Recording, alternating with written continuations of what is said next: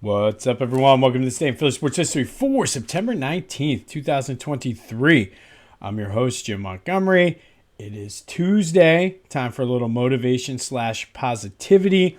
But first, going a little bit off the positivity side, I was just watching the news literally 2 minutes before I came on to start recording this, and Channel 10 had a segment which was Positive Tuesday, where they talk about the great things that are going on in the city.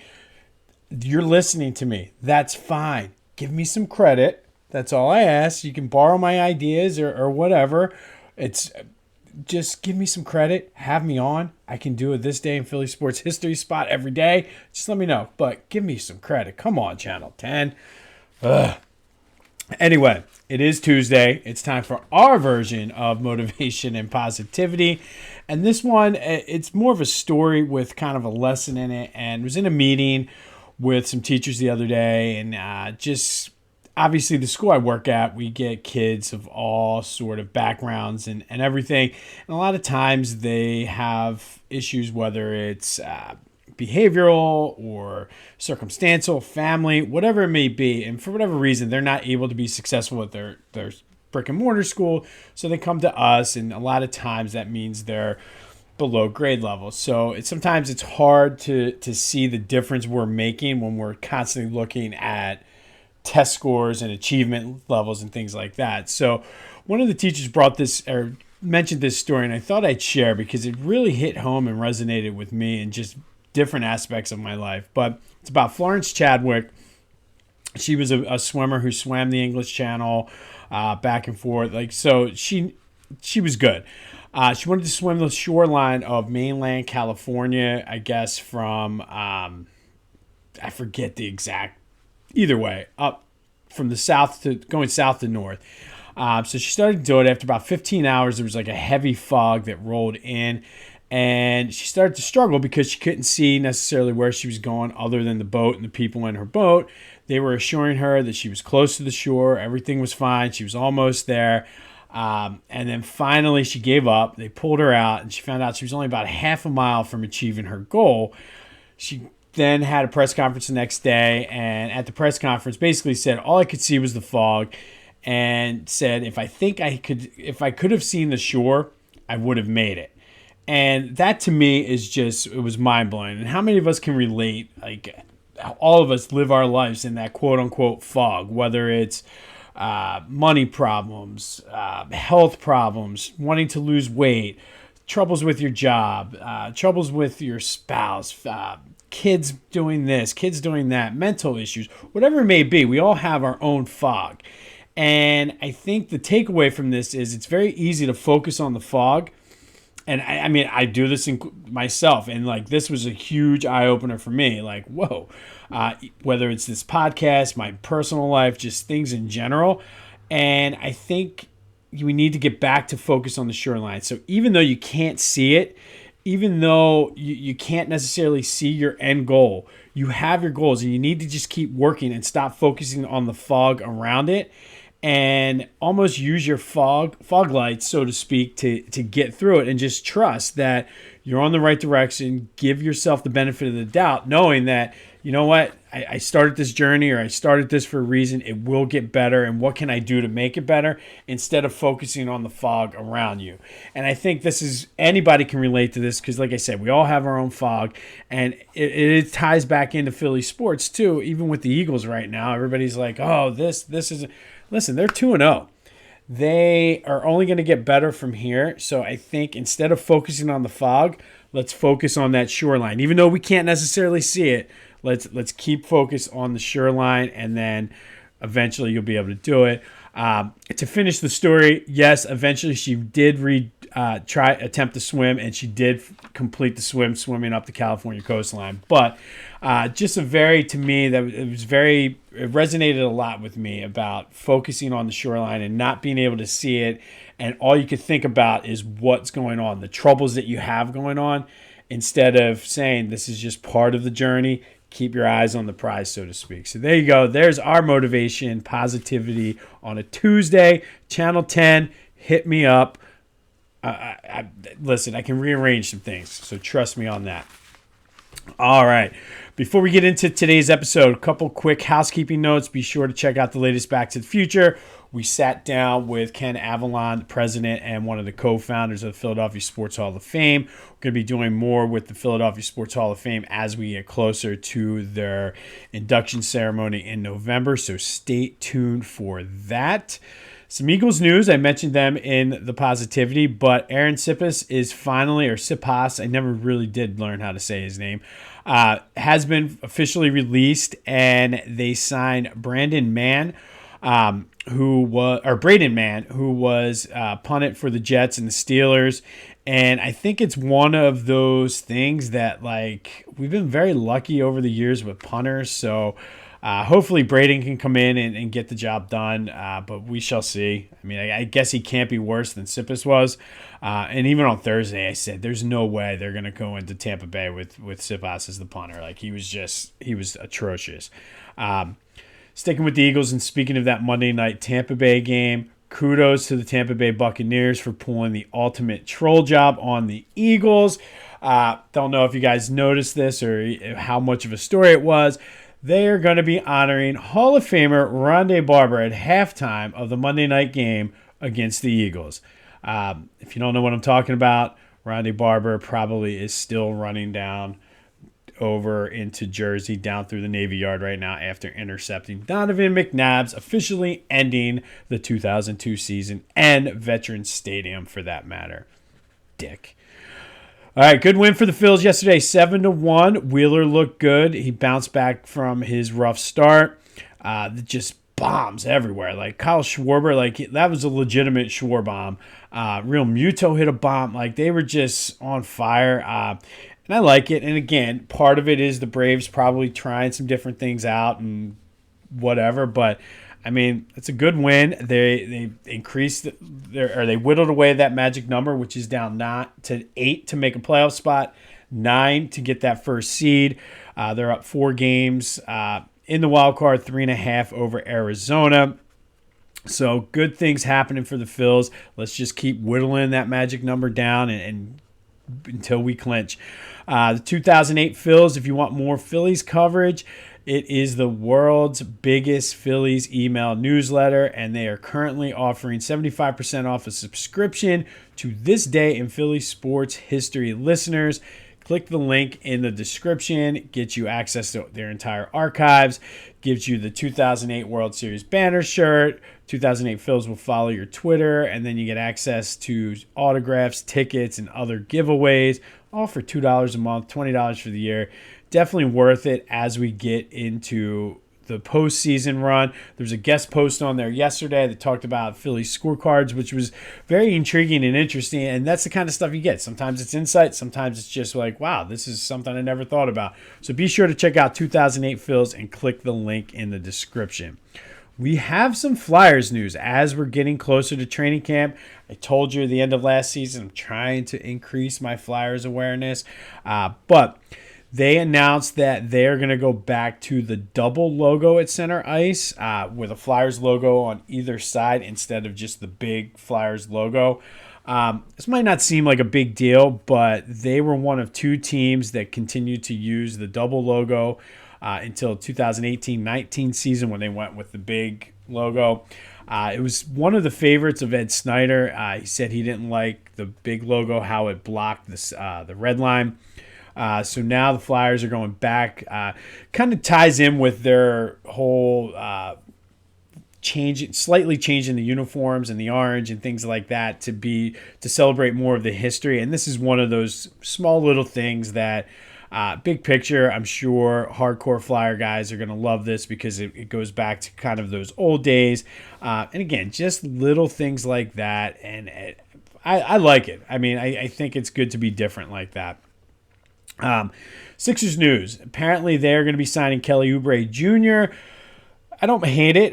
It's a veteran minimum contract. He averaged 20 points for the Hornets last year. With the uncertainty of Harden, he might get a ton of playing time. It also gives you some depth depending on what he decides to do. Like I said, I don't hate it. Very intrigued by how this season's going to go with Nick Nurse. We've been talking about B-Ball Paul changing his shot. And now that it's been quiet, I think we're either close to another Harden bomb, or maybe he's just going to suck it up and come into camp. But we'll see. Maybe he'll put the fat suit on. All right, you may have noticed I'm wearing a jersey today, and that's because today we're going back to 2013 and 14 years to the day he made his NFL debut in relief of Doug Peterson. The Eagles officially retired Donovan McNabb's number 5 jersey. It was a Thursday night football game against the Kansas City Chiefs, so that way Andy Reid could be there. He drafted Donovan when everybody else wanted Ricky Williams. Eagles did lose that game 26-16. As I mentioned, everybody in Philly, with the exception of maybe me, wanted Ricky Williams to be the second pick in that draft in 1999. Famously, the Dirty 30 went up to New York and booed Donovan, so it got off on a rough start. Eventually, he got some love, but I still think it was one of those things Donovan never got over. He would go on to be the best quarterback statistically, and as far as I'm concerned, he is the best quarterback in Eagles history. Hopefully, maybe one day Jalen Hurts will overtake that, but Donovan was just so good. We were spoiled when we had Donovan, and I'll go out. I know there's people that still hate him to this day, but we were spoiled. I mean, you knew every year you're going to be in contention for the playoffs. You'd have a shot to make a run at the Super Bowl. Obviously, he didn't come without his warts. You have the whole T.O. situation that I still feel he could have handled better. I know there was some times where he could not throw a short, low pass to save his life, but he had one of the most beautiful deep balls I've ever seen. And I think a lot of times his attitude was his own worst enemy. And if I've said it before and got fired up about it, but I think if his attitude was a little more Jalen Hurts and less Randall Cunningham, he probably could have been one of the best to ever play in the NFL. Always one of my favorite players, and I know I've said from the very beginning on this podcast that I will always stick up for McNabb, and I've done nothing over the past year but rip him. But this is a Donovan McNabb appreciation post. I love him, and I think he got it eventually. It's a shame. Like, a lot of these guys get it late in their career. Mike Schmidt was one who got it well after his playing career was over, but he did say that night, "I appreciate everything you've done for me, and number 5 will always love you." And just remember that. Again, he's my favorite. Sometimes I'm rough on him, but it comes out of frustration because I feel like it could have been so much more. But on this day back in 2013, the Eagles officially retired number 5 up in the rafters of Lincoln Financial Field, the greatest quarterback in Eagles history, period. You know who also is the greatest? PhillyGoat.com. I mean, what can I say about them that I haven't already said? They have the greatest selection of Philly-based sports, or Philly sports-based apparel, Philly-centric apparel, Philly pride, you name it, they got it. Whether you want cheesesteak, soft pretzels, water ice, whatever, they got that. Sixers, Flyers, Phillies, Union, all of that stuff. So go check them out. One of my still all-time favorite shirts is the Mr. Sandman's boxing gym that I got, and I get comments every time I wear it. So go to that, check them out. Use the promo code Jim Montgomery, 10% off of your order. That's PhillyGoat.com. Use the promo code Jim Montgomery for 10% off your order. You guys have been doing great. I get notifications once a week, once every 2 weeks that you're buying shirts. So continue it. Buy them for your kids. If you got babies coming, they have baby sizes too. Go check them out and use that promo code Jim Montgomery. Time for Who Wore It Best, Philly Sports Edition. And all I can say is, wow. Number 8 was close the other day. Yesterday, number 10 was back and forth all day. I love getting the notifications and messages and everything and kind of just mentally keeping track of who's winning. This one went down to the wire, and it was Mo Cheeks edging Darren Dalton by 1 vote. Ended up with 36% of the vote, but it was by 1 vote that Mo Cheeks edged out Darren Dalton. And then you had Boa, Deshaun Jackson, and John LeClaire all tied. So this was a very, hands down, the most people that have voted since we've done it. Like, I feel like all day I'm like, oh, there's another vote. There's another vote. So please continue to keep that up. We can only grow if you keep spreading the word and letting people know to listen. So I appreciate that. But today, in honor of number 5, today's number is number 5, and it could be a slam dunk, but we will see.